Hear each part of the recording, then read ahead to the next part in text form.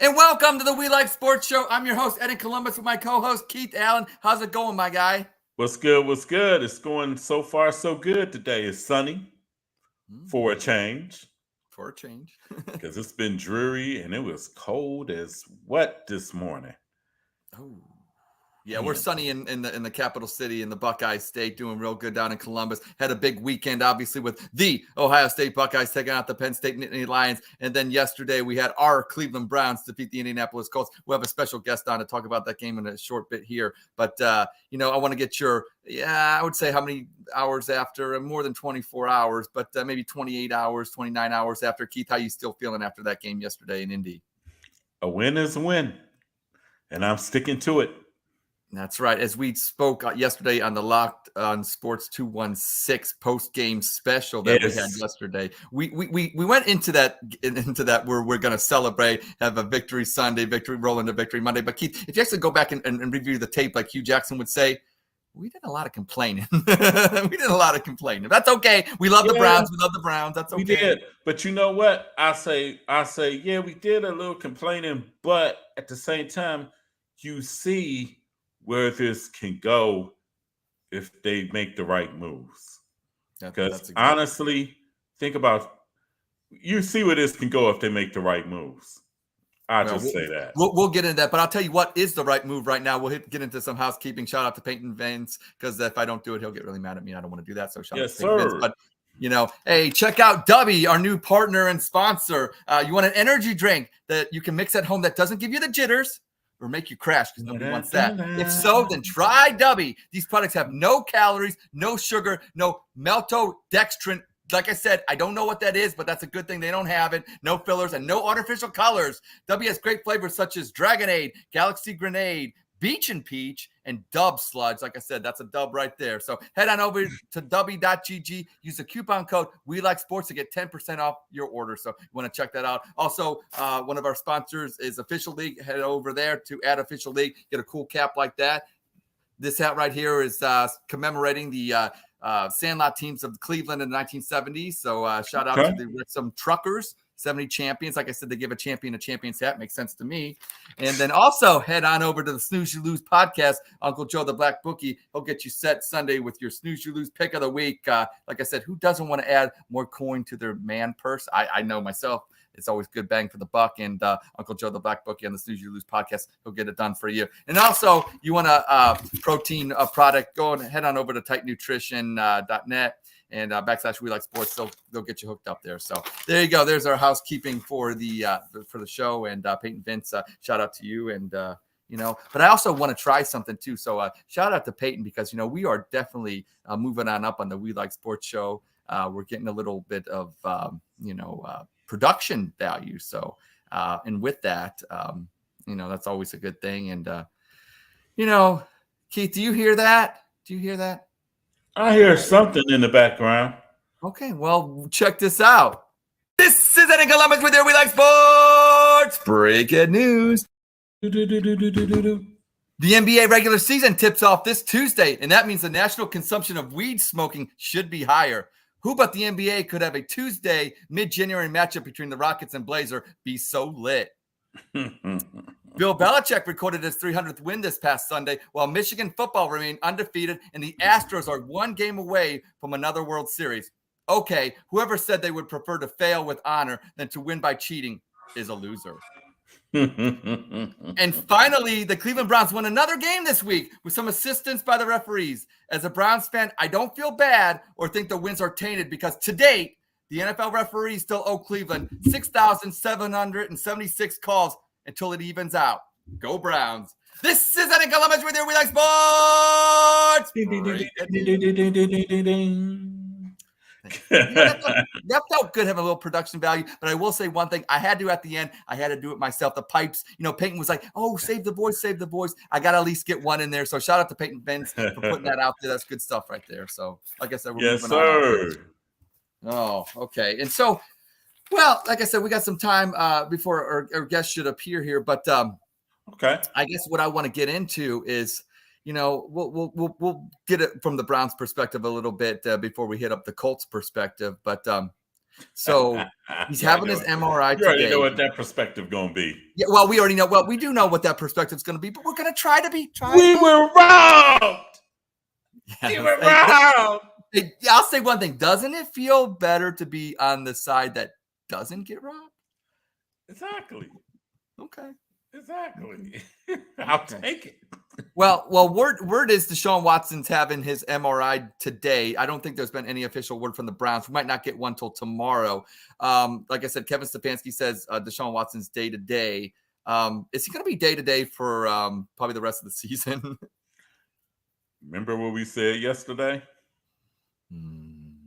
Well, let the audience know, because you know what? We'll rehash that right there, because on Locked On Sports 216, I told Ed that he might not be available for a while, if not the rest of the year. That's some nuggets right there. That's heavy. That's not for real. That's wow. Okay, realistically, if you're looking at it, that arm injury, usually with a slight tear, that's like a 4-month healing injury. Micro tears, and with that micro tears, that could be. I mean, obviously that's multiple tears, little, Yes. So that can't be good. That's like death by 1,000 cuts, 1,000 mini cuts. I'm very dainty, and every time people talk about paper cuts, it really freaks me out a little bit. So, and the thing is, if I ain't gonna lie, I don't pay attention to detail for jack. But when I seen him throw that first pass, that pass to Kareem Hunt, that just like he had alligator hands or whatever, it's like he was shot putting the ball. And I looked at that, ain't look right. Well, and I said to myself, where they come from on Thursday and Friday saying he was looking good, throwing the ball with velocity and zip? Yeah. Almost like they did say that, and all on social media, the Browns were putting out videos of Deshaun Watson, and rightfully so. I understand that you got to make the fans happy, and it is an entertainment business, but those passes he was throwing in practice did not look like the 5 passes he threw in the beginning of the Colts game before he got hurt. Didn't. So something going on. Something going on. And I'm telling you, the way he was throwing, it was like he was trying to compensate for this arm. And it didn't look right. Even when he threw the one pass that got picked off, it was like that. It wasn't looking good. It was not looking good. It wasn't looking good at all. But I'll tell you what is looking good. We got our guest on right now. I see him over there, so we'll welcome him in right now. And from the Colts perspective, what's up, my guy? What's up, Kev? Hey, Ed, how we doing? Thank you guys for having me. What's up, Kev? How we doing? How you doing? Doing better than good. me. Better than well, that's what I was going to say. Better than you, but yeah. Hey, Kev, we've been on that boat before. Yep. So let the audience know who you are. I got some stuff on the bottom. I got that scrolling down there, but shut yourself out. I'm always for plugging people and promoting, because that's what we do in this business, and we like to help those out as well. So yeah, tell the audience who you are, what you do, and who you do it for. Wow. Well, thank you so much for putting that on the bottom there. That is, I really appreciate that. So I am Kev Nevick. You can find me on Twitter at KevNevick_. So I do a few different things. I talk NBA Thursday nights on Bite Size Sports on the Bounce with a Titans fan of all things, if you guys can believe it. We managed to coexist.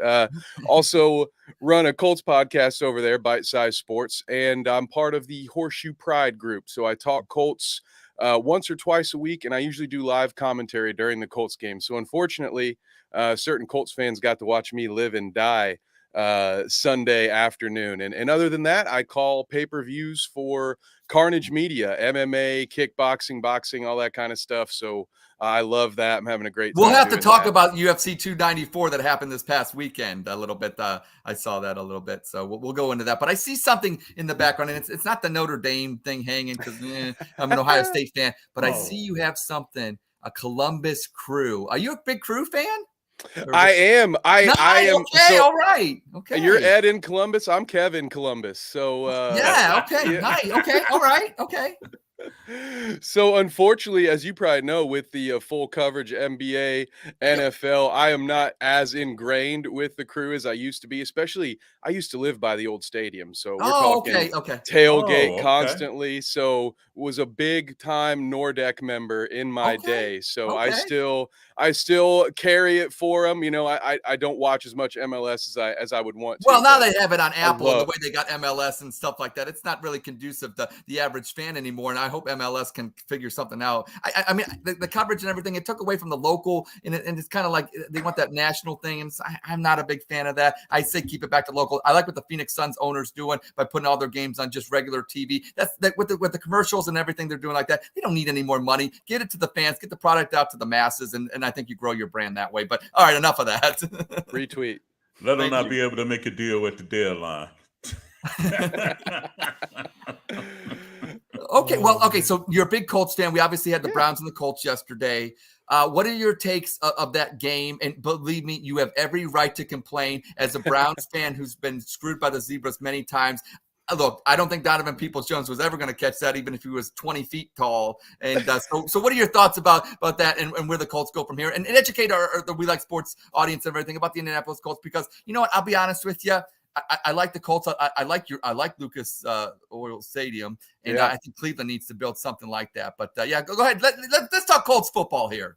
You guys, hopefully you guys stay away from the retractable roof, because Mr. Irsay just loves to keep that roof open. I don't get it. I don't know how cold it has to be for him to close it, but no, it's a beautiful facility. I do love it. As far as the game yesterday, well, I just had to put my foot in my mouth. I had this one as 1917 Browns going into the weekend. I thought you guys were going to win this game. But I didn't think it was going to go like that. But no, when it comes to those, I'll address the obvious part first, right? Okay. The calls. Okay. I agree. I heard some hilarious things. You know, do you think Victor Wembanyama would catch that pass? Would Dwight Clark on a ladder catch that pass?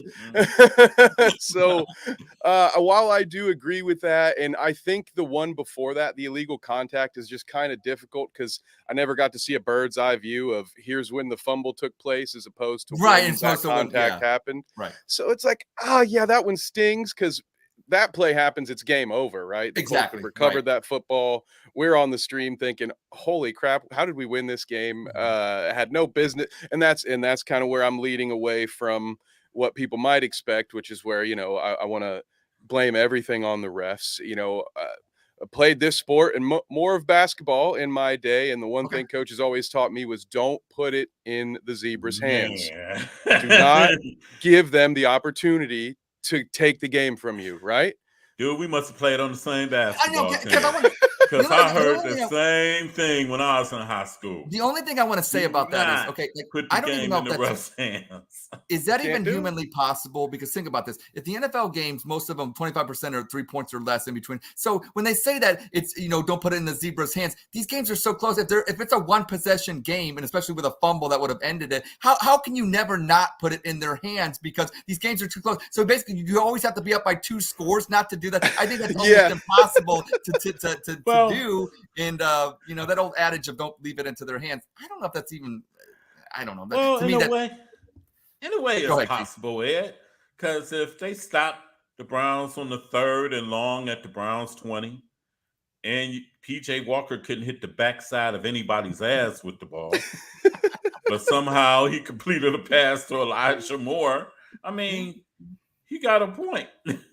Little things too, like the that 3rd down punt from PJ Walker. I love that punt. That's what I said. It was a punt. Yeah.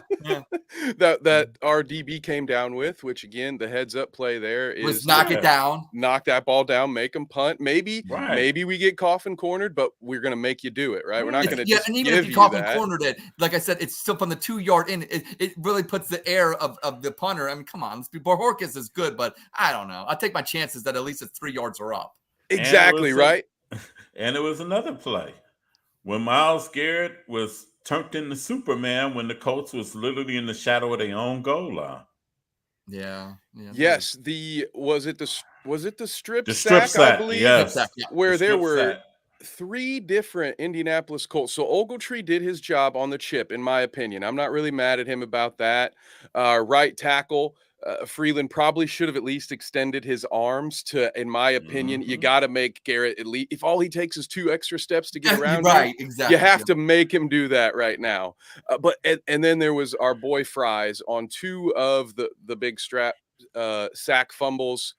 Will Fries was kind of on a swivel, and not in the good kind, like on the basketball court. He had no one to block, and he was looking around, and that was unfortunate. So in those 2 plays, that one specifically, we had 3 guys that couldn't account for Myles Garrett. So at halftime, I'm complaining about the scheme where one of our co-hosts correctly calls to me, says, Kev, I don't know if it's going to matter what you scheme. If you've got 3 guys assigned to Myles Garrett and none of them block him, I get, at a certain point, you gotta execute what's being called. So it's stuff like that where there's other play calls. So conversely, when the Colts forced a turnover and then just very, very flaccid play calling, 3 and out, you start the ball almost at the 40-yard line.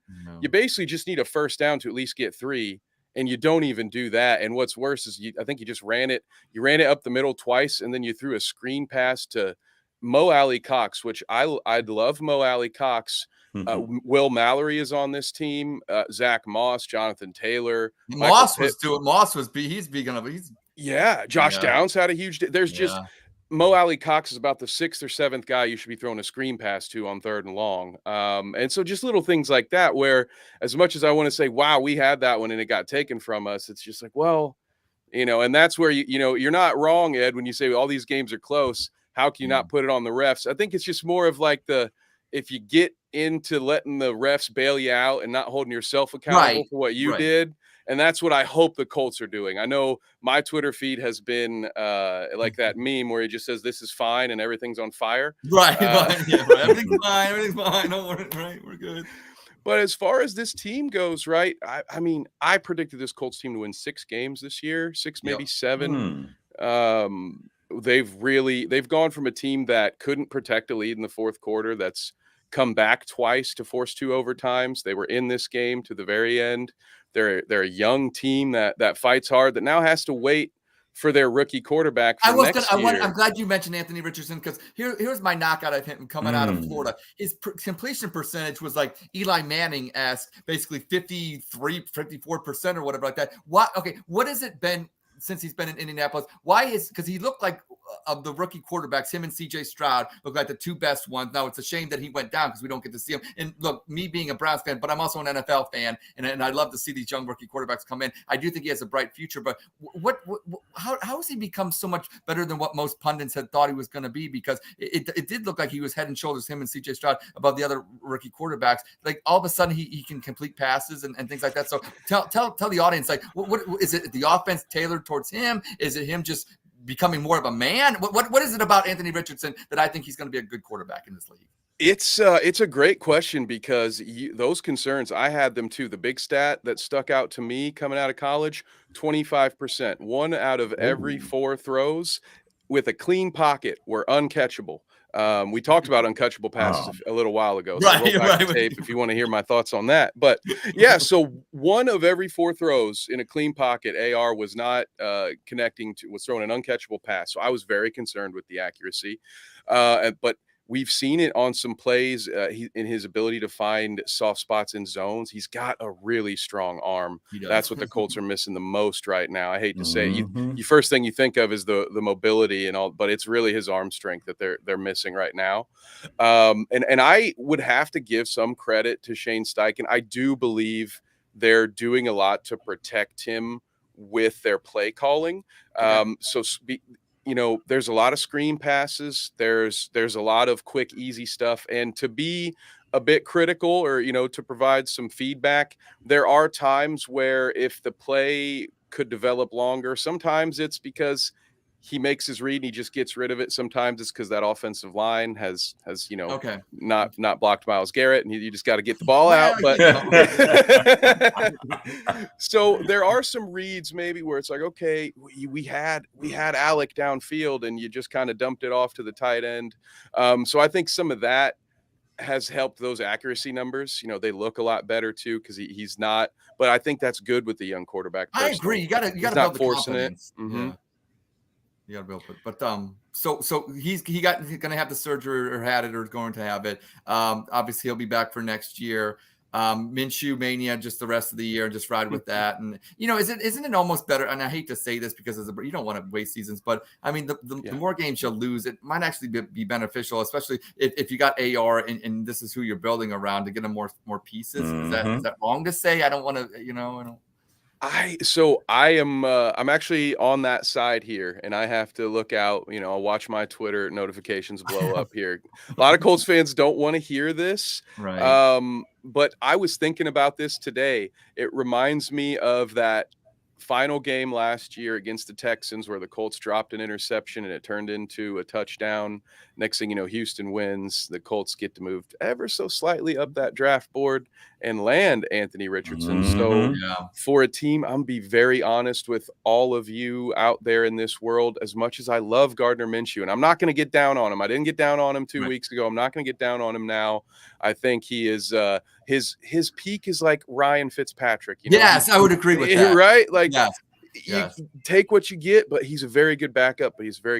So what value? I'm a Pacers fan, okay? In the NBA world, you guys maybe know what NBA purgatory feels like if you've seen the Pacers. 500. That's NBA purgatory. 500. Exactly. Yep. I don't want us to be there. I don't want a Colts team to go get a wild card entrance. Right. We're going to put a banner up for that? Yeah, and then draft 20th in the first round and not get somebody who's really going to help this young quarterback. I hate to say it, and you don't want the team to. You want this team to go out and try to win every game. But as a fan who's thinking about the big picture, it could be we might look back and be like, wow, it's so lucky that we lost that game to the Browns. Right. Well, biggest need right now, if you were drafting for the Colts right now, do they need another piece on the offensive line? Does he need another weapon, or would you go defense? What do the Colts need, would you say, if you're going to get a high draft pick? So much of it depends on if they bring Michael Pittman Jr. back. I think there's a big debate on whether or not he's a true number one. Early in the year, a lot of Colts fans were saying he was. Right now, though, with Alec Pierce playing a little better, with Josh Downs. He's a Cincinnati kid, right? Alec Pierce, yep, absolutely. I liked him for the Bearcats with him. Yeah, I think it's good. Yeah. Big 50-50 ball guy. Yep. He's unfortunately had some it's like he'll drop the easy ones and make the tough ones you can't. You're like, wow, how'd he make that? Which has really helped in the last couple of games. And then Josh Downs has really had a coming out party. I've been taking yesterday. I'm finally, with AR out, I can finally go back to my stance of Josh Downs was my favorite draft pick coming out. I was so excited about Josh Downs. Like, wow, we got a steal in the second round. So if Michael Pittman goes away, maybe if there's the right receiver there, every Colts fan is daydreaming about us Marvin somehow Harrison trading Jr. up, right? And Maserati is like Dustin Johnson would say. Maserati Marv. That's fantastic. And as much as I want it, those are the Colts I grew up rooting for: Peyton, Marv, Reggie Wayne, Dallas Clark. So I want to see it too. Edgerrin James, yes, all that. I even still love Robert Mathis. I even still love Jeff Saturday. But no, I would think the O-line has actually. So Bernard Raymond's played much better coming into his second year. They may need to address the right guard situation. So if there's a really good right guard, I would go ahead and do that in the first round. Otherwise, it is on defense. A lot of it is going to depend on. So Grover Stewart, in my opinion, was a Pro Bowl snub last year. Him and DeForest Buckner, devastating up front. And now Grover Stewart is suspended. PED policy. So 6 games he's out. He's up for a contract extension. Get him on the cheap then. Get him on the cheap. Right? It's like, do we re-sign him? When Isaiah Rodgers got caught gambling, they went ahead and released him, even though, he was on contract for another year. So that's kind of the back and like, what will they decide to do? Because yes, you would think here's a great player, get him on the cheap because of this. But right. They're very thin in the defensive backfield.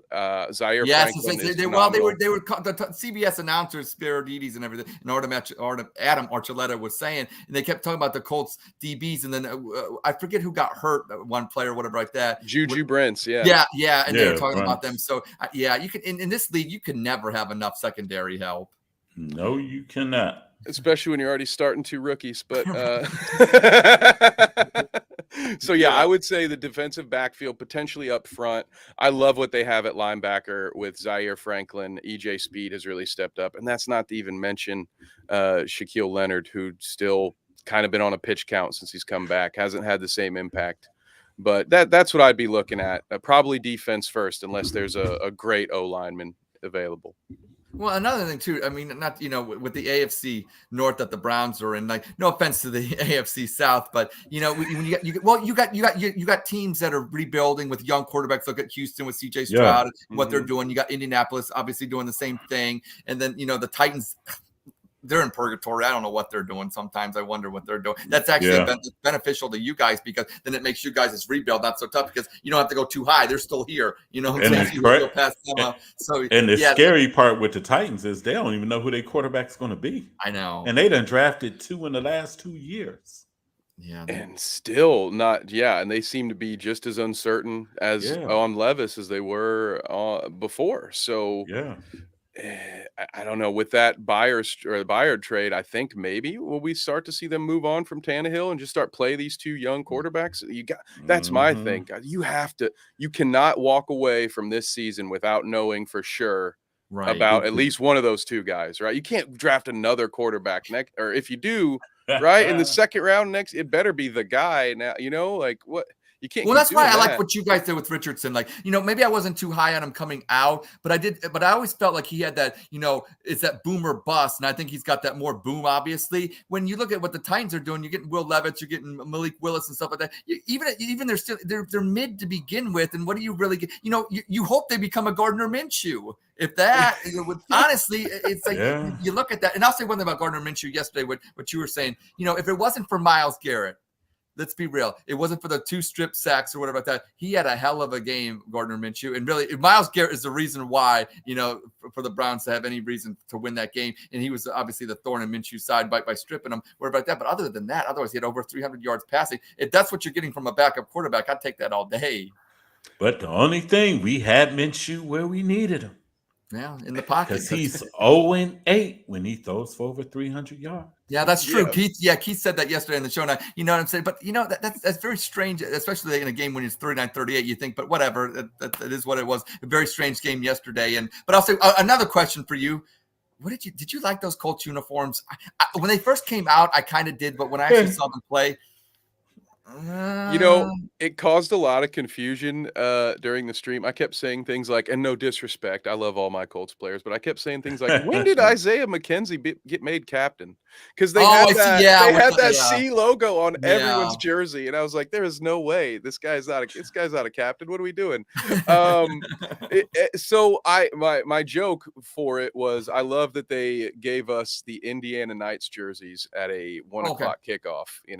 Nothing like those Indiana days. But so I am very torn on this. Some people love that classic Colts look. Obviously, I love parts of it because I'm wearing a 50-year-old logo here. But the jerseys haven't changed, and I'll when I'm done, I'll kind of put it back to you. We can relate on this one, right? Yeah, our teams have looked the same forever. Yep. So part of me is like, yay, we did something different. The other thing, we were black and blue, which is a fitting look for this year's Colts team. They are pretty banged up, but I wasn't a huge fan of them. But how do you guys, like, Browns have started to do a little bit more cooler things with their jerseys, but I think you guys can relate to having just decades of the same stuff. So, how do you feel about what you guys have done? Keith, I'll let you go first with this. What do you think? Well, far as with the Browns jerseys, far as with the all whites, I like them. I think those are clean, yeah. It's a definite change with the helmet, especially. I like them. Okay. I'm more of a look. I think the best jersey decade was the 1980s in the NFL. I miss the Oilers. I miss the Dolphins having a dolphin that didn't look so weird looking that we got now. It's like a sperm dolphin. I don't even want to. Hey, now I don't even want to get into what's going on there. Kind of weird. Even Seattle. I miss the 80s. I like that classic look of the 80s. I like the Browns because they got that classic look. I love the Colts uniforms. I remember this is dating me. I'm 43 years old, but I remember when the Colts went into Arrowhead. Of course, Marty had a team with the Chiefs. They were like 13-3 at Elvis Gerbach. Jim Harbaugh was with the Colts or whatever. Here's the quarterback. Right here. Quarterback. Yep. That's not Andrew Luck on my wall. That's a Jim Harbaugh. Almost beat the Steelers in the AFC Championship game. A Hail Mary pass. You know what I'm saying? So I don't like Jim Harbaugh now. I'm an Ohio State Buckeye. But I did like him for the Colts. And I'll tell you, those classic uniforms with the white. And I'll tell you what, when you guys went to Baltimore, it sucks what happened to Baltimore in '84 with the Mayflower and all the things like that. But look, they stole my team, so who cares? So when you guys go to Baltimore and you kick their ass, hey, I'm all for that. And I know you got an owner that's a little eclectic, eccentric, whatever word you want to use. And any owner that gets caught with club drugs, I mean, hey, whatever, sounds like a good time. But hey, between that, it's either that or freeing the whales. Yeah, he's an interesting. Yeah, freeing the whale. Yeah, I saw they spent $20 million to $18 million to free a whale or something. Attempts to, I think. Free I don't Willy. think the whale's So with us any longer. But yeah, I don't think it made it. But don't quote me on that. Hey, you know what though? $18 million to try to save a whale. We spent $230 million for a quarterback that ain't playing. So I don't know what's worse. I actually have a question for you guys on that because I know. Okay. I know at least what I heard was that Deshaun cleared concussion protocol, but it was deemed he didn't want to go back out. Coach Stefanski didn't want to put him back out there to risk it. What did you guys think about how he looked beforehand, though? Because that shoulder, his motion, it didn't look natural to me. Keith, thank you.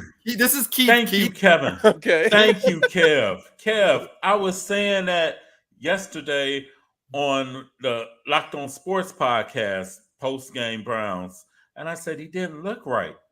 I was like, because he shot put it the first pass, and I was like, wait a minute, what in the world is that?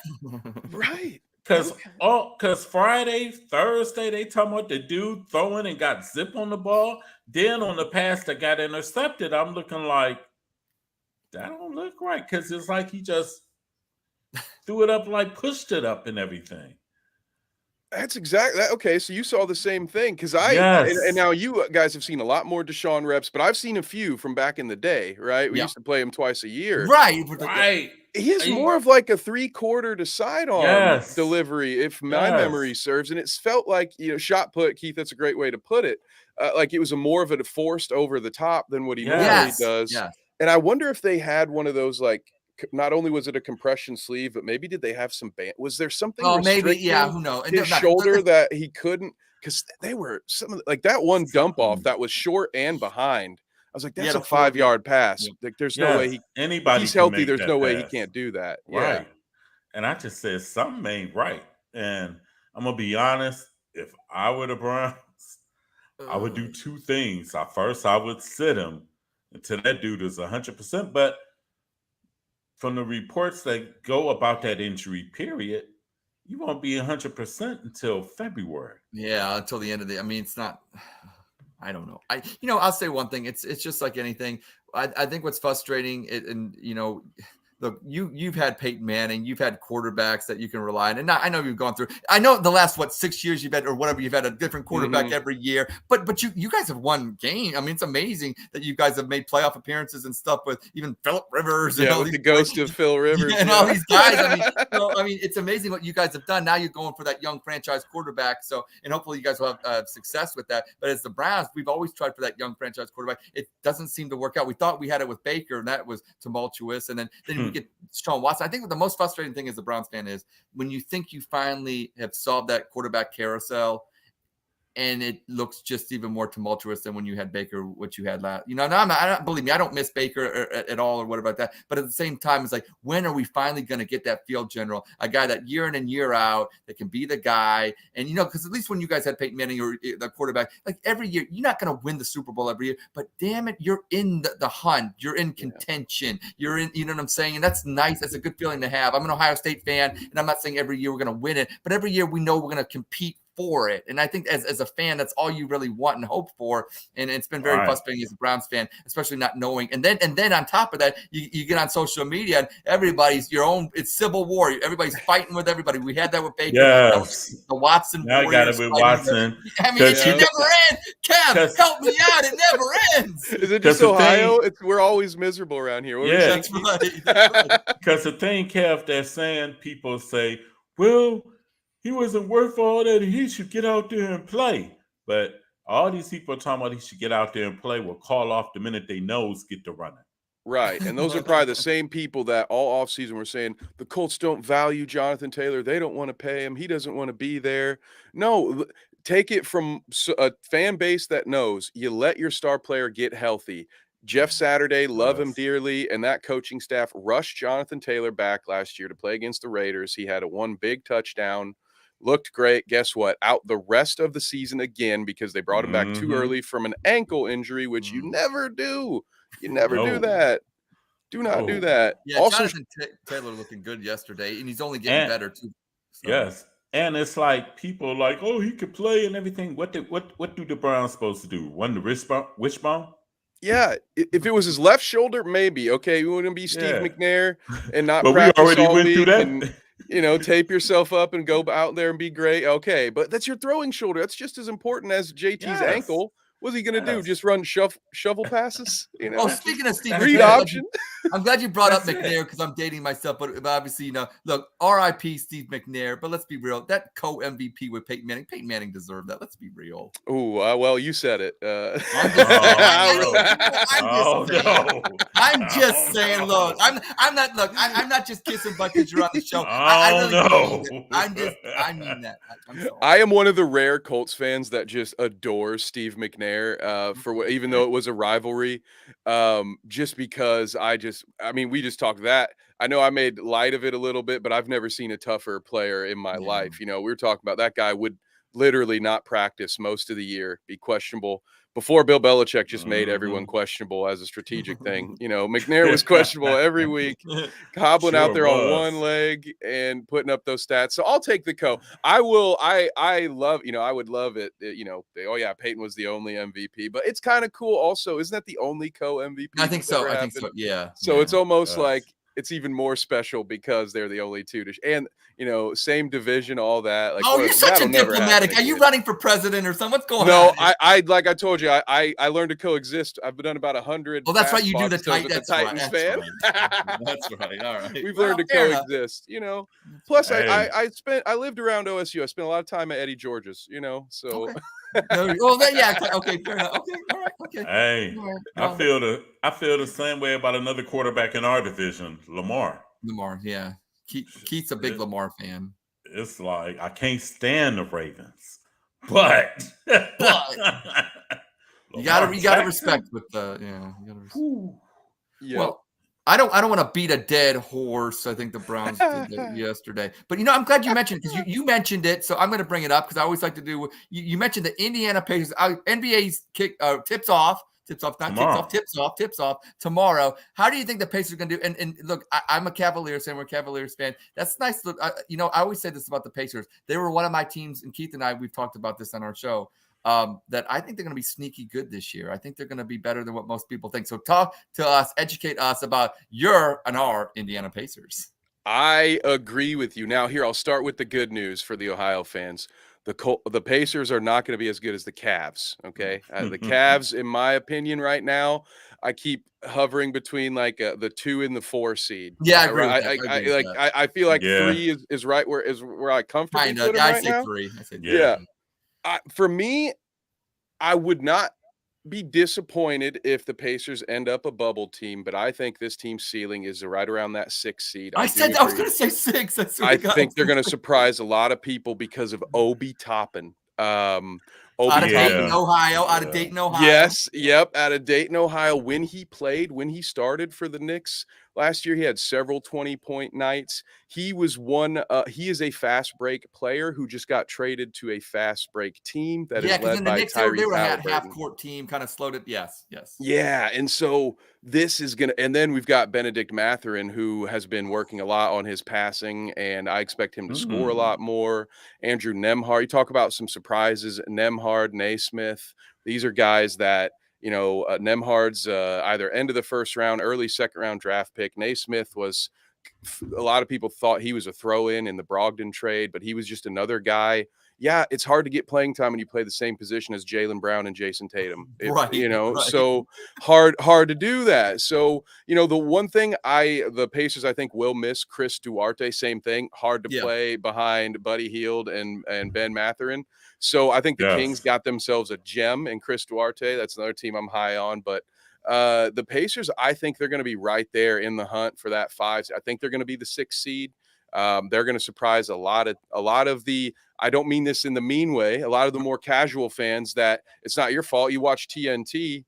Right. And you don't they tell you, Shaq tells you he only watches 4 teams. He'll tell you right on national TV. Only watch the Lakers, the Heat, Golden State, in Boston. Like when he said to Mac McClung, the world knows who you are now. I was like, you're the only NBA fan, Shaq, that doesn't know who this young man is. Right. We've been watching his highlights for 8 years, man. Yep. Yes. True. I remember when he was a freshman at Georgetown. Exactly. So, yeah, I think they're going to be a lot of fun to watch, and I can't wait for those matchups. I will probably, being in Columbus as I am, Indianapolis, Cleveland, it's honestly a little bit easier for me to get to the home games for the Cavs. So, you may see me at one of those up there, one or two this year. Well, like I said, I like the way Indiana plays. They're a very gritty team. They play defense. They, what I'm saying, they don't have stars per se, but they got good players that, unfortunately, like you said, a lot of people don't know about because they don't, what I'm saying, they're not on TNT every other night.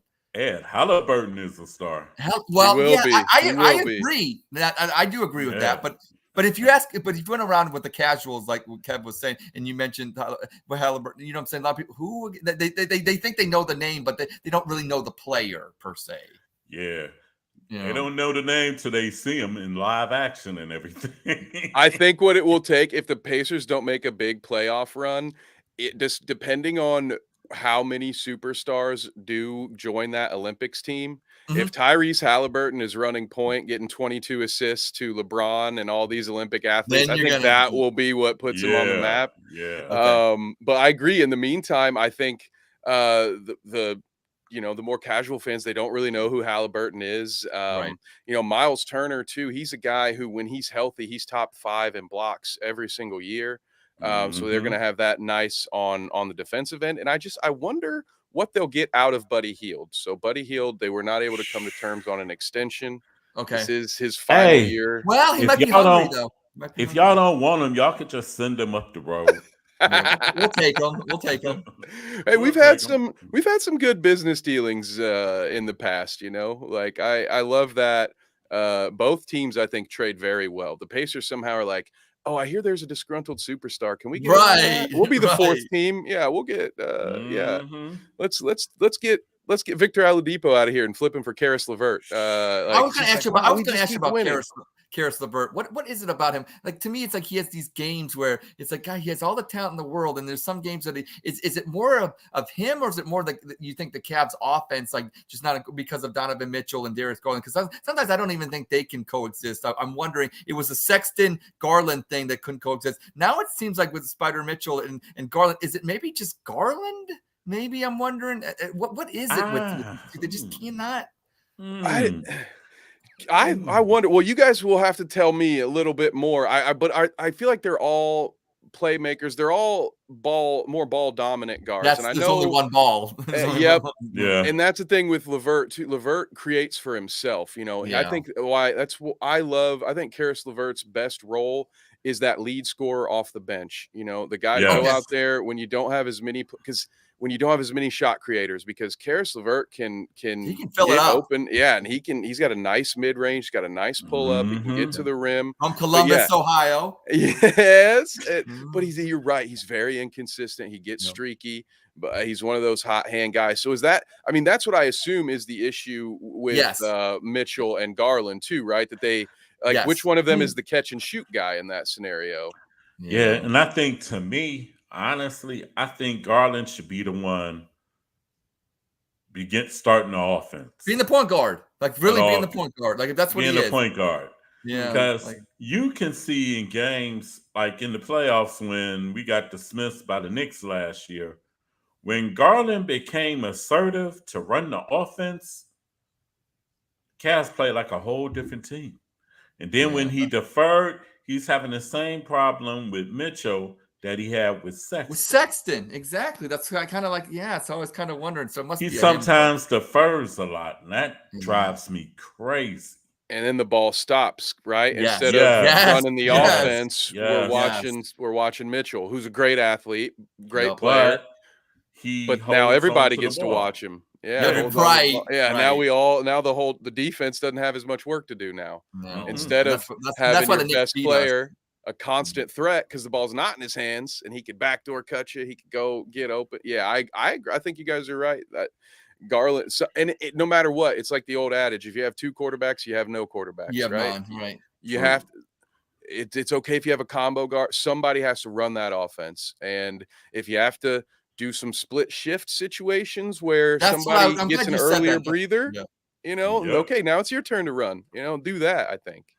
So early predictions: who's coming out of the East? Who's coming out of the West? Too early. I know it's too early, but just throw some. Who do you? If you had to right now, say who's in the finals right now? For the finals right now for the West, grew up a big wrestling fan, by the way. So I'm going to steal a line: to be the man, you got to beat the man. So give me the Denver Nuggets out West. Okay. As my co-host James said last Thursday, I hate how much I love this Lakers team. It's a really good Lakers team. I was going to ask you, do you think LeBron has what kind of season LeBron having? Is he having a normal LeBron year? Oh, I think so, but fewer games, right? Okay. Another one, right? I have to see the downfall. I have to see the decline start before I'll predict it. Okay. I learned that lesson with Tom Brady. Fair enough. Where I'm just like, I'm not going to predict your retirement anymore, pal. Right. I'm going to leave that alone. I'm going to let you keep going until you say you want to stop. Exactly. So it may be, we might see more assists and stuff like that, fewer dunks, but I think we'll see the same production. It kind of reminds me, apples and oranges here, but Brooke Lopez has lived two distinctly different NBA careers. Once as a shot blocker, rebounder, and now as a perimeter scorer. His numbers statistically did not change. Like his points per game really didn't change when he did that. It's actually if you didn't know, you have to actually go into the stats and be like, oh, this is the year he started shooting threes. I think that something similar will happen with LeBron, where if you just look at his stats, you might not even notice that he's getting a bit older, but when you watch the tape, you'll be able to see. It's like a hockey player. Instead of getting the scoring, he's getting the assists. He's still getting the points, though, per se.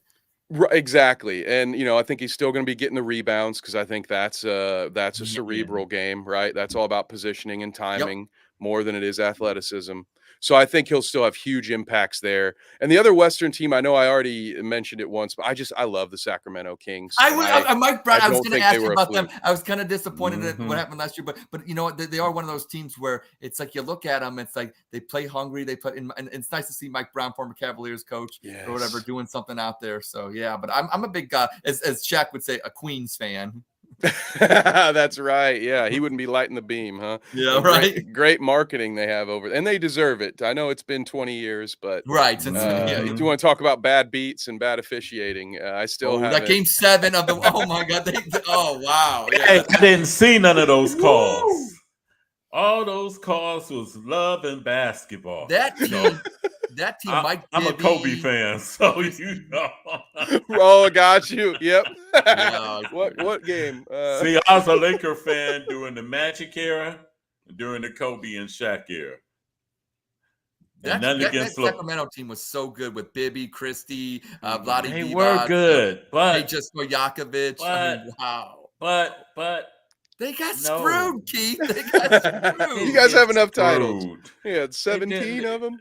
We won 18. We wanted 18. Can't let little brother have one. No, come on. I tell you like this, my early prediction far as the finals. I will go with the Milwaukee Bucks. Ooh.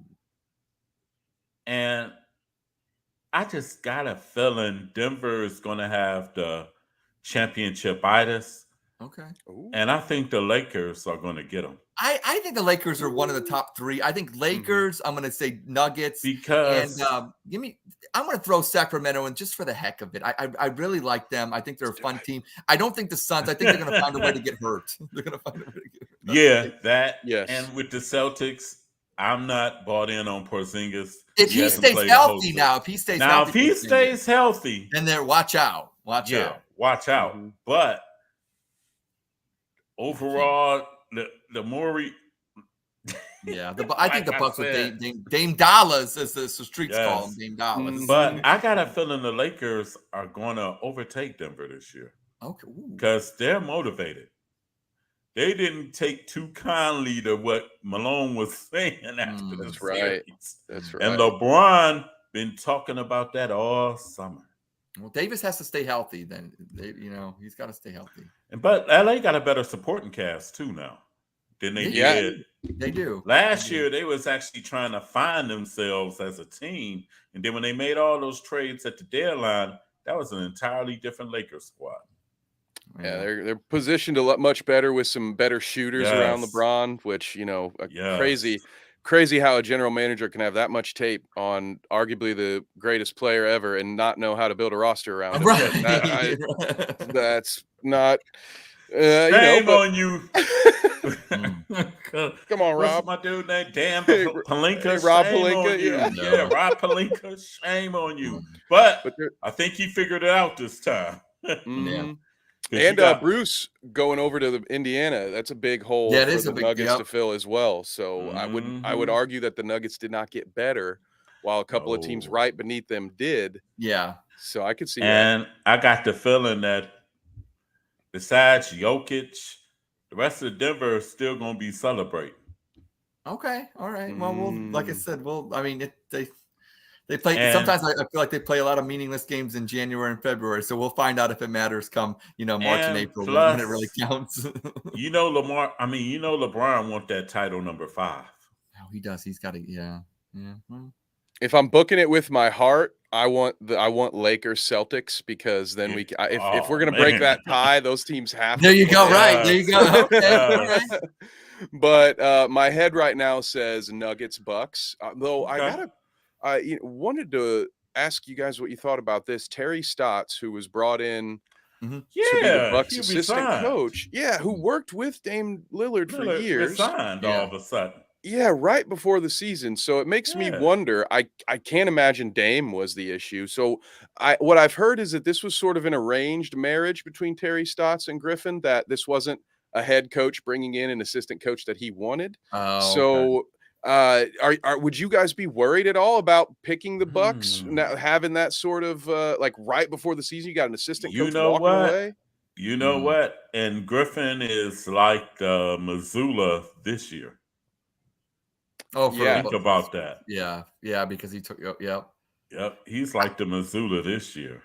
I think if I look, they got a solid 4 with you know what I'm saying, with Middleton and Giannis and then Dame and then so I you know what, I think they have enough time. The season's such a long season. I remember when the Cavs had David Blatt and then they got rid, you know what I'm saying, and all this stuff. I mean, look what happened. They got Tyronn, you know what I'm saying. So there's such long seasons that this would have happened, maybe a month or two before the playoffs would start. Yes, I would think so, but it'll be water under the bridge come, you know what I'm saying, come All-Star break in February. So, but yeah, I think it's cause for concern. I think it's just a very strange situation. So yeah, and I think, but then again, you look at Boston and all these teams that should be dominant. It's all about the health and everything. So there's so many factors that play in it. And that's why I love the NBA because, it's like the Cavs, they're a 3 seed, but you know what? Boston gets injured. Giannis, you know what I'm saying, gets it, depending on when they play. I mean, like I said, it opens it up for, in each conference you have, like I say, maybe 4 dominant teams. Obviously Denver obviously is a little bit above everybody else, but that's what makes the NBA so fun. And,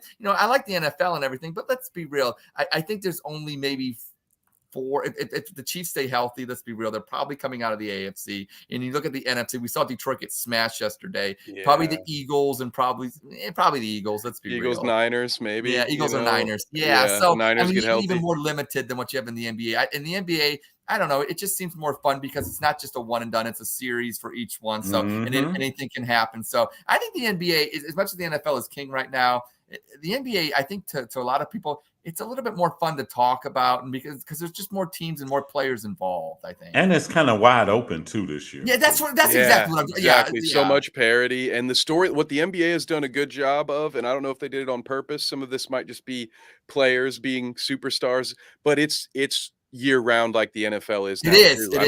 I cover this sport. There was no off season this year because there's always Dame wants to be traded. Now every year, where does James Harden want to play? When's James Harden going to show up? So there's like the East is still wide open because if James forces his way out, Joel Embiid's been talking about maybe does he get traded too? That shakes everything up, right? Yeah, right. And that's what everybody in Philadelphia has been quiet about. Yeah.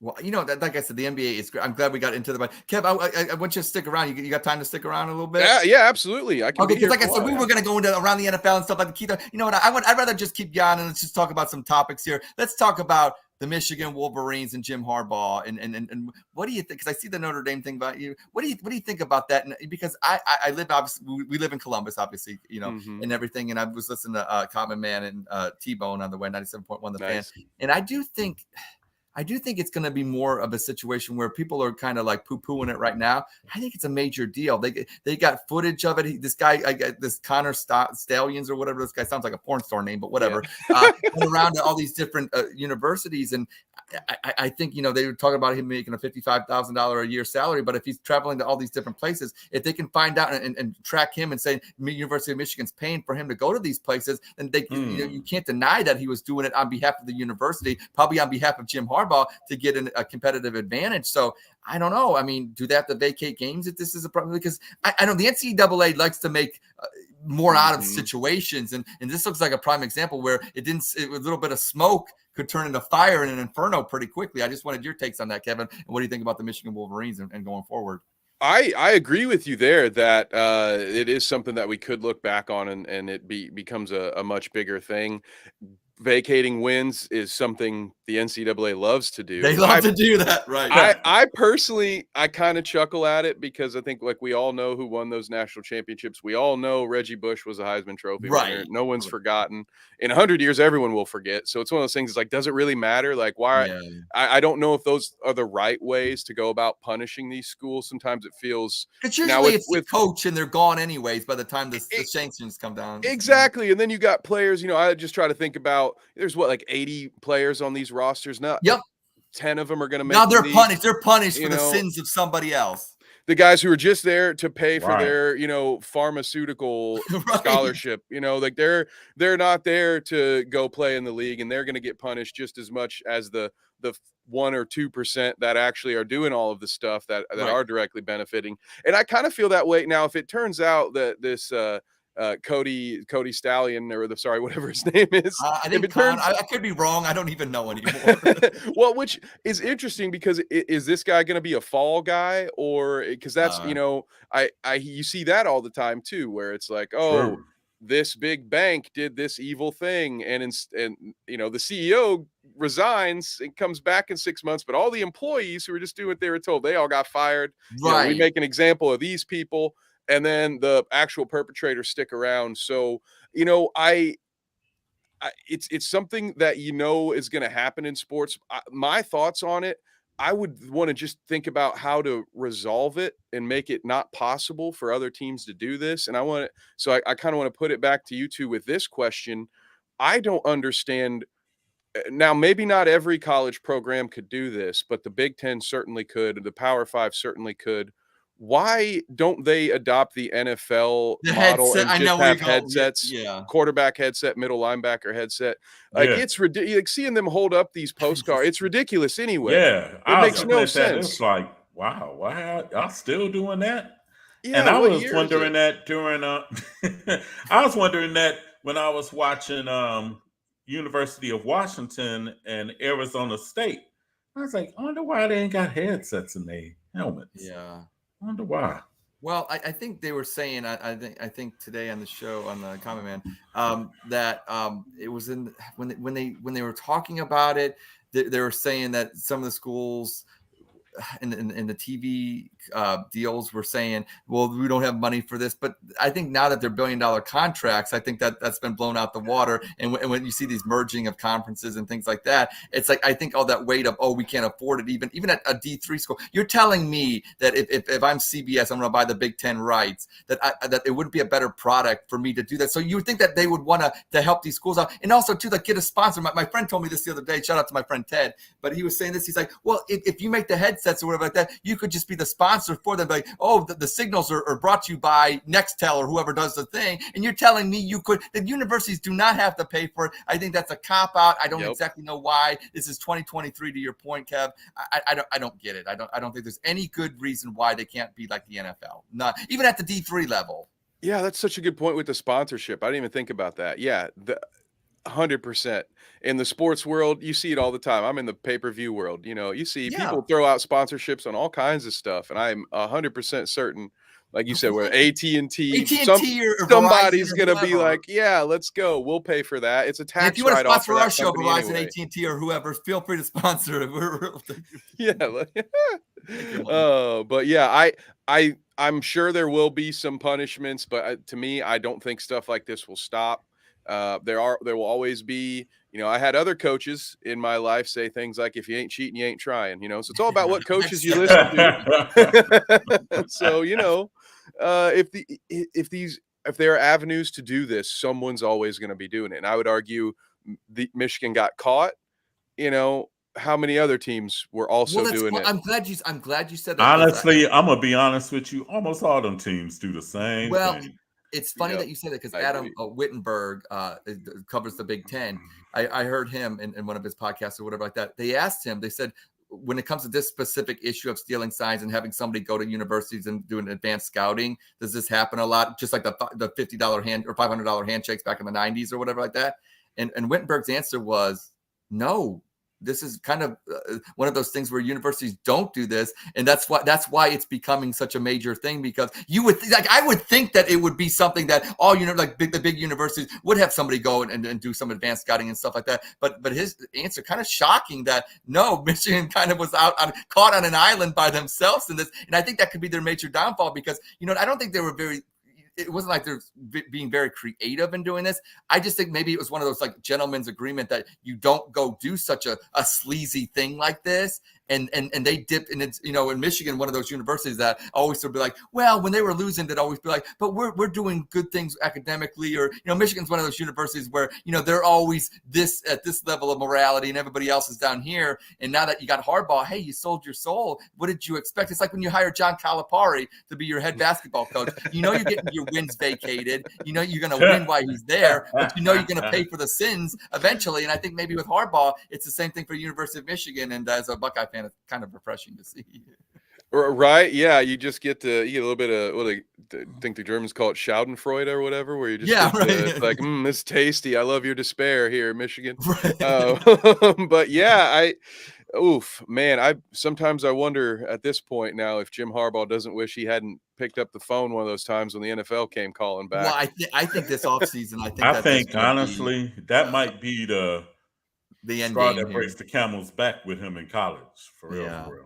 Because let's be real, if they don't win the national championship this year in Michigan and with the stacked team that they have, they're never going to win it. I think they're one of those, they've been stake bitten since '97 when they shared it with Nebraska. And let's be real, that Nebraska team would smoke that '97 Michigan team. I'm just saying, because we saw what they did to Peyton Manning and the Orange Bowl 42-10. That Nebraska team, that was a really good team, and I don't think so. But the glory days. Yeah, it was right.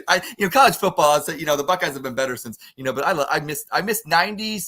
College football, and I miss 80s NFL. I don't know. I'm an old school cat. Check out. I don't miss 90s college football because I'm on Ohio State. Well, because I didn't losing to Michigan every year. Exactly. Okay. And John, as a Notre Dame fan, I missed it a lot. John Cooper was a better recruiter than Ryan Day and them. Yeah, he just couldn't beat Michigan. Just couldn't beat Michigan, and he couldn't get no quarterbacks. I remember Notre Dame with Lou Holtz and Rocket Ishmael. That was what I remember. some good teams. I'm the curse, so I'm 35. Notre Dame has not won a title since the year I was born. So but we're gonna get one. But you did do everybody a favor. You kicked USC's ass. Yes, you did. Yes, you did. With an Ohio State coach. I'm still so disappointed at the way. Well, first it was the way we ended. I don't mind losing to Ohio State. I mind us not having 11 players on the field, 2 plays in a row. Yeah. The 2 most important plays in the row. So I was still like, when that happened, and then once they lost to, what was it, Louisville? I was just like, Louisville. Nope, season's over for me, boys. I work hard enough. I'm gonna get 3 hours back on Saturday, or I'm not working. All right. Yeah, and then they win, and then they spank USC. I'm like, okay, see, all right, see, I'm not watching you all season. Keep doing this. Well, when they expand the college football playoffs, then 1 or 2 losses won't end the season like it does. So that'll be good because I do think Notre Dame, when you look at them, especially with Hartman, and then you look at their lines, their defensive line and offensive line, they are one of the probably, I'd say, 10 best teams in the nation. They just unfortunately you ran into Ohio State and then you ran into Louisville, but that Duke game, it was a good comeback win. I remember watching that game. That was a good game. Yeah. Now, let me ask you this. Do you think Notre Dame will ever boss up and join the Big Ten? Yeah. What is going on with them? Why can't they just take our money? I think they might soon. So the whole reason that they didn't do it for all those years was NBC. Right? Money. Yep. Why take Big Ten Network money when you are the only college football team that can be watched with an antenna? Like you're one of 4 the aliens channels. are watching them. Yeah, the whole world can watch you. So I think because now when I go on Peacock, I see a lot of Big Ten content. Oh yeah, Ohio State at Wisconsin will be on NBC and Peacock this Saturday night. Sure will, Saturday night. And I think that's the bridge, which I was very nervous when I thought Notre Dame was going to go to the ACC. As far as if you're one of those fans who just wants to see your team win all the time, of course, like Notre Dame to the ACC is the much better option. Yes. I'm more of call me old school, call me a purist, whatever. I miss the regional aspect of college football. Mm-hmm. I thought the rivalries meant more. One of the things that has been the most painful about Notre Dame not coming over the Big Ten is we lost the yearly Purdue game. We lost. I was going to say Purdue, even the Michigan. Yeah. And now, so I miss that. Those, especially Purdue, right? Like that's an in-state rivalry. Yes. And you would also open things up. Potentially, you'd play the Hoosiers every once in a while too. If you know, not as much there, but you could start it. And again, it's in-state game. So I would love to see them for the product overall. And I'm especially because trying to make my way into broadcasting as a career, I'm doing more of caring about the sport than my own team. Gotcha. So although for being a Notre Dame fan, if you go to the Big Ten, you're not going to celebrate as often as if you're independent or if you're in the ACC. It's going to be a harder road. I think it would be better for everyone. And with that expansion of the playoffs, it's still going to be possible to get into the playoffs, even if you don't win the Big Ten. Oh, yeah. So I think it's going to come down to money. And as soon as Notre Dame can no longer get away with not being in one of those conferences, they'll hop in with both feet. And I think with this game of musical chairs that's being played, when soon we're going to be down to maybe 2 conferences. I don't know. Like they don't want to be left out, So I know that at a certain point they're going to get forced in. That's my opinion. But I would have loved to have seen them do it years ago, to be honest. And you know who else I'd like to see the Big Ten at? And this is a little bit thinking outside the box. But if they can go down south and get Miami or Florida. Ooh, those would be some good rivalry games. Yeah. Yeah. Big Ten already now about to have the West Coast dollars, the Midwest dollars, and the East Coast dollars. They can get a South. That would be nice. Yeah. I mean, as far, again, like I like the regional stuff, but as far as those matchups, like, especially like Notre Dame, Miami's got years of history. I know. Catholics versus convicts. I love it. Oh, yep. Oh, good. Yeah. And plus, I know, like the Big Ten said, they was going to keep the rivalry games going no matter what. Yeah. They saved the ones. But we always like to do a special thing on the show. This is Casey, one of our co-hosts. He's not here, but he fell in love with 2004. I don't know why. He loves the year 2004. So we always like to do a time hop. So we're going to do a time hop 2004.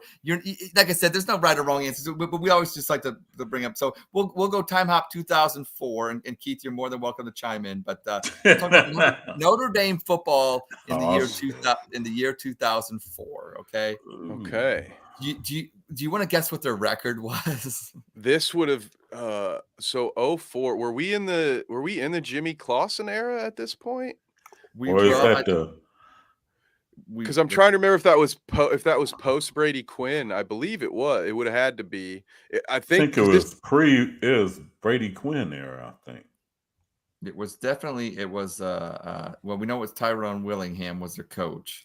So they were. I want to say they maybe won 8 games that year or something. This was right, but the dark times were coming. Very dark. Yeah. Yes. I don't think we were quite in them yet, but it also could have been Notre Dame went through this weird spell where they'd fire a head coach after 3 years, and then the new guy would have a good first season with all the old guys recruits. Like, oh, maybe if you let a coach get an entire recruiting class, let him. Right. I've always thought that you got to give a coach 3 to 4 years. Let him have his own juniors and seniors on the field before you judge what he's doing with other coaches' players. But no, so I remember Tyrone Willingham came out, won a bunch of games with somebody else's players, and then he was out the door, I think 2 years later. And this was a Brady Quinn era. Okay. Brady Quinn. Let's say maybe they went 9-2 or something. I can't remember. They were playing only like 11 and 12 games back then. Try 6-6. 6-6. Oh, oh damn. Oh. Yeah, they played in the Insight Bowl. They were 6, but they did beat Michigan 28-20 to start the season. Ew. Yeah. So God, yeah, I just picked 2004 because that's what we go, and I can't help it that when you were closer when you said 8 wins, but yeah, it was definitely not the height up. But they got better because Brady Quinn. I remember they played the Buckeyes in the Fiesta Bowl, and I think it was a 2005, 2000, whatever like that. So it got better for them a little bit, and then they kind of leveled off. And the ups and downs of Notre Dame football. You get Charlie Weiss, you win 9 games or whatever like that. You think it's going to be the guy, and it ends up usually not being the case. And then Jimmy Clausen gets on. He's supposed to win 2 Heismans, wasn't he? He was going to win 4 now. He brought his 4 high school state rings and said he was going to get 4 national championships. There was never a player on a team that I rooted for that I disliked so much from day one, because I love that kind of confidence. I feel like absolutely you have to be that guy. Go be that guy in your bathroom in front of the mirror, and then when you get up in front of the crowd, when you're the quarterback, when you're the face, have a little bit of that humility. I don't even need you to mean it. I just need you to not be so obnoxious. Damn it, Kevin. I am the best host on a podcast ever. And that's just, I can spell my name, and I love my spell. I do like that. Man. I can't spell. That's cool. I like that. You can say, yeah, okay. My claim to fame right there. I love that. Yeah, man. Jimmy Clausen, the Pickle King, man. No. Okay. Oh my. Okay, well, before we got a couple more minutes left, and what do you think is going to happen tonight in Major League Baseball? The Stros and Texas Game 7. What's going on? Did they get it done? Last game was what? Like at one point it was 9-2. It ended up 9-2. Was the 9-2. Yeah. Baseball's the kind of sport that when one team wins 9-2, I expect the other team to come out and win the next game, and it's the Astros. So I might upset some folks. I have had a hard time forgiving the Astros. I know it's probably something a lot of teams were doing some sign stealing back in the day. In that time, never stole signs. Yeah, Yankees and Red Sox were over here just like the Yankees never stole signs. It was innocent. So it's like a part of me is like I want the Rangers to win, but again, the Astros lately. I mean, Altuve's 2 or 3 home runs from setting the postseason from breaking Manny's record. Yep. It's just hard to bet against them. They find a way. So I'm going to pick the Stros. Okay. I'm sticking to my prediction. I'm sticking to it. Astros in 7. And the reason, and also you got Scherzer pitching for Texas, and he hasn't been right since he's been hurt. That's true. I'm going to go I'm gonna say the Rangers. I just feel like it you know, my heart says Rangers. And honestly, the way the Rangers have been playing on the road, they're better away from global ball, whatever their new ballpark is. That's weird. Yeah, whatever it is. In this series, the road team has won all 6 games in this series. I just got this. Breakhead news. This is from Peyton Vince himself. I just got texted this. So Giannis has agreed to a 3-year, $186 million extension with the Milwaukee Bucks. And Ford is expected to miss 1 to 2 weeks, I think, with an ankle sprain for Jerome Ford. So that's what we got for Breakhead news. Shout out to Peyton Vince for that. To all those national media pundits that was praying on Giannis leaving, shut y'all asses up. He's staying in the Midwest, God damn it. Including our beloved Evan Turner, who I think we can all agree now people will go work out with Giannis and his brother up in Milwaukee. There you go. Right? Oh, honestly, wow. I'm glad of that, though, too. Truthfully, I'm actually glad of that, for real. Yeah, I'm always for, the Midwest, especially like, let's be real. You look at teams like Cleveland, Milwaukee, Detroit, it's not like every NBA player wants to play for Miami, Orlando, you know what I'm saying? The Lakers, these destination cities. It's nicer weather. I can't blame them. Let's be real. Yeah, I mean, a winter in Cleveland compared to a winter in Miami. I get it. Okay. Lately, the winters in Cleveland ain't been bad. Lately. Well, it only takes one, negative 5-degree day. Look out. When they had All-Star weekend in Cleveland, balmy. That's how crazy the weather was. It was 20 degrees on the Saturday night before, and the next day it was almost 60. And that's how people get sick, Keith. This whole state, when I first moved here, I remember middle school, my teacher saying, "Welcome to Ohio. If you don't like the weather, give it 10 minutes." That's true. And she was dead on. Right. Walk around with allergy medicine in my pocket. There you go. You just never know. Oh, wow. But like I said, for 2 weeks. So that is it just Hunt there at that point? Who is there anyone else? Hunt ain't doing too well himself because he got a thigh. Well, they got Pierre Strong. They got that Pierre Strong guy. Okay, right. That's right. Okay. So you guys always manage to just plug somebody in and get some yards. We just can't find a quarterback. And that leads to what I was going to say on the reel to real. Yes, it's time. Yes, Keith. Thank you. Yes, Keith. Let's get real. For real. Getting real. You actually have to give Kevin Stefanski so far for this season his props. Okay. Think about this. The quarterback position been trashed this year. If you give it a grade from A to F, and I'm going old school, you get that position at F5. For real. Okay. F5. Deshaun, he's only had one glimpse of a game this year. And Lord knows whether we're going to see him the rest of the year or not. For real. PJ Walker scares the hell out of him. Oh, my God. That dude look like he's a walking interception. He tries. But,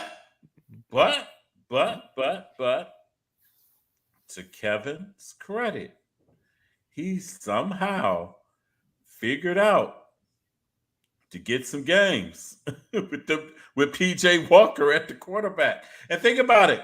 The last 2 games, the Browns were behind and came back to win in the fourth quarter on the final drive, on their final drives. Now, That's truth. I got to give Stefanski his credit. He's starting to learn. And think about this also. Remember when we said before the season began, Stefanski has to get those wins that he ain't supposed to get? Yep. There was no way in hell they were supposed to be San Francisco last week. And if your franchise quarterback goes down after the first series, there's no way in hell he's supposed to beat Indianapolis with a former XFL star. Yeah, I mean, you're not wrong. So I got to give Stefan, and Don't get me wrong. I'll be on Stefanski's ass. You can have it. That's legit. That is legit. I'll be on Stefanski's ass. But I really had to look at it like, hell, you can't fire this dude. For real, for real. Not yet, Keith. Not yet. Think about this. If Deshaun don't play for the rest of the year and the Browns bottom out and lose the rest of their games, how are you going to evaluate them? I guess the effort. I guess you'd have to go with the effort. Are they still playing for the coach? Are they still trying? And they are still playing for him. Yeah. I mean, look at Myles Garrett. I mean, he's trying. Think about this. They actually should have got blew out yesterday. Yeah. For real, for real. Yeah. Your quarterback goes and Minshew was lighting our asses up on defense. Even though the defense had impact plays, Minshew lit the Browns' ass on fire. Baker Mayfield's trailer park cousin is what I saw on Twitter. Right? Uncle Rico. Uncle Rico, yeah. Minshew mania was there swinging. And somehow the Browns pulled that game out of the ashes. For real, for real. Well, for real, what grade would you give Kevin Stefanski after 6 games then? This year, I have to give him a B right now. Okay, that's fair. 4-2. I would agree. Because the quarterback position has been garbage for him this year. Yeah.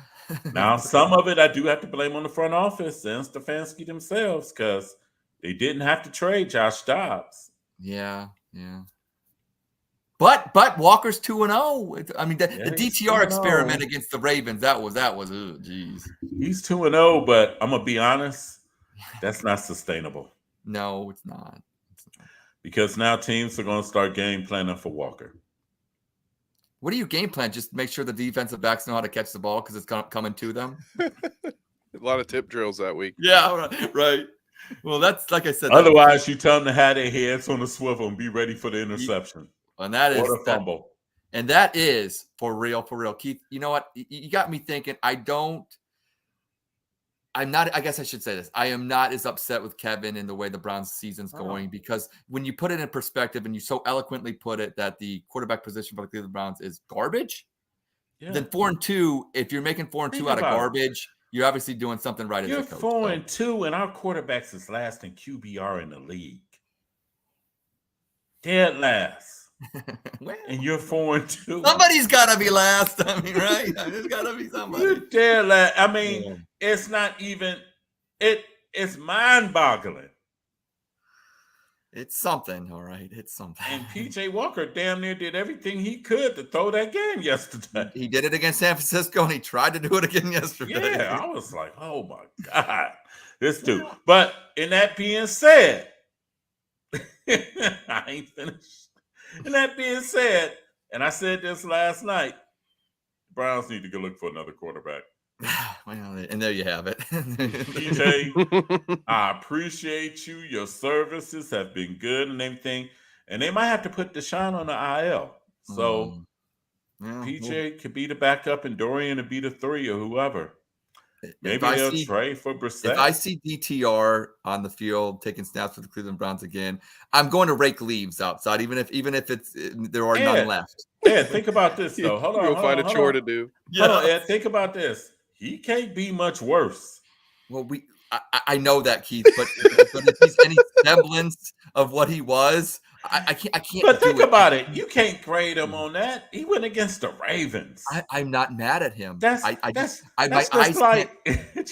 eyes can't take it. Ed, that's like throwing him up against Belichick. He was a moth to a flame. I've wasted too many Sundays watching bad football. All you seen was that moth like, I'm burning. And the Ravens was just pouncing. On next week's We Like Sportz, we're actually going to have a moth and a flame. We're going to do it real. We're doing this shit live. We're doing it live. But I honestly think if Kevin can get that dude ready to play for a whole week's of practice, game plan whatsoever, get that boy in the classroom, get that boy in the film study, I think he would do a lot better. I don't know if he'll start him against Seattle, but I know he could be effective against Arizona. Okay, fair enough. I hope that's not the case, but okay. But Carson Wentz, pick up the phone. Okay, can we pick up the damn phone? Somebody pick up the damn phone. Shit. Washington. Dangerous game, Commanders, friends. GM, Yeah, hey, as you know, firsthand. But hey, we only need halfway quarterback play for real. We're getting about a fourth of it right now, but That's fair. The thing about Carson is he'll have that one or two of those games where you're like, okay, he could do this, and then he'll try to extend a play stupidly and throw his way out of a sack and put it right in the defensive tackle's belly, and it'll be a pick six, and you're like, oh, get out of here! Now see, all you had to do was take the sack. Now I know Kevin will yield that heavy hand now, like you did to Deshaun. Get your ass back on the sideline with me. There you go. Oh, well, there you go. You making me look bad. It ain't gonna end well if I keep you out there. Well, and Carson, get your ass back up. DTR, get strapped and get ready. Okay, so we've mentioned DTR, Carson Wentz, and you know what? I think it's a good time to end the show. Or Jacoby Brissett. No, we're not doing that. We're not doing Mr. 4-7. Look, Hell, I take Andy Dalton for real. Okay, this is where the show is going off the rails right now. Think about who would you rather have, Andy Dalton or PJ Walker? Andy Dalton. Yeah. Yeah. And that's why we have to end it, Keith. Jeez. Okay. I don't rest my case yet. I got one more. Okay, one more. Jameis Winston. I'll take famous Jameis. Okay, I rest my case. Okay, fair enough. Now that he knows he loves playing football and doesn't just love football, I think he might be the guy. Yeah. Yes. Cool. And he can get the ball downfield. And he loves crab legs. That's cool. Get him all the crab legs he wants.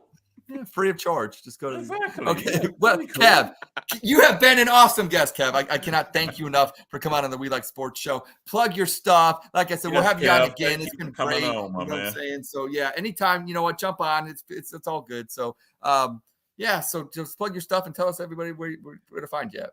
Thank you. Yeah, absolutely. Ed, Keith, thank you guys so much for having me on. This has been a blast. Yeah, let me know if you ever want me back on again. Happy to stop by. This was a really good time. You can find me, as I mentioned, Thursday nights, 9 p.m. Eastern on Bite Size Sports. We use StreamYard, so it's either Facebook, Twitter, YouTube, wherever you want to find us, we'll be there. Look for you in the comments. If you got a question for us, fire away. Other than that, you can find me most Saturday nights on pay-per-view for Carnage Media pay-per-view. We actually do a Monday night podcast here in about an hour. So at 8 p.m., we'll be interviewing our main event for Saturday night's fight. So that I'm very, very much looking forward to that. But other than that, just follow me on Twitter. I got a lot of stuff going on, so I try to tweet about it as often as I can. But I thank you guys so much for having me. This was a blast. You're welcome. You're welcome, my dude. Keith, your final parting shots right here. And don't mention any more quarterbacks. I can't take it. I'm not going to mention no more quarterbacks. I'm done. The Browns won. Yes. A win is a win. Victory Monday. But what I am going to say, and you know, this going to have Ed jumping off the thing. 2025, you will see Tito in pinstripes. You said this yesterday. I thought about it. No. Makes a lot of sense, doesn't it? It does for him if he wants to win. That's what I'm saying. See? Not see that. Now you're with me. Now. I get it, but I can see. With me. Check out. What the hell has Aaron Boone done for the Yankees? The Yankees have more talent than everybody. Nothing. He'd have got us past. Tito would have got us past the Astros at least once or twice. That's true. That is true. Yeah, that's true. At least once or twice. Yeah. And the management quit on Tito any goddamn way. So he don't know Cleveland shit. Excuse me. Oh, I'm sorry. He don't. I'm dead serious. He don't. Anything else you'd like to get off your chest before Mad Mondays? Also, I got Philadelphia winning Game 7. Okay. Or Game 6, rather. Game 6. So it's going to be Philadelphia and the assholes in the World Series. Well, I like I said, I'm taking the Rangers. I do think I'm taking Philly, and if I'm wrong, I'm wrong, and that's why you shouldn't bet, or at least listen to me before you bet. So with that, I want to thank everybody for tuning in. I want to thank our special guest, Kev.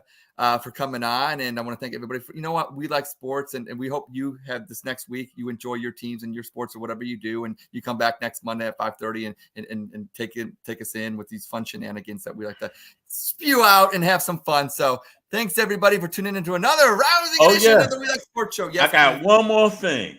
Yes. My mom will be home tomorrow. Oh, that's great news. Great news. Good. Thank you. Always good to hear. And with that note, I can't end it any better than that. So welcome home, Keith's mom. And we will see you next Monday at 5:30. Peace. Deuces. That's what Tito gonna say.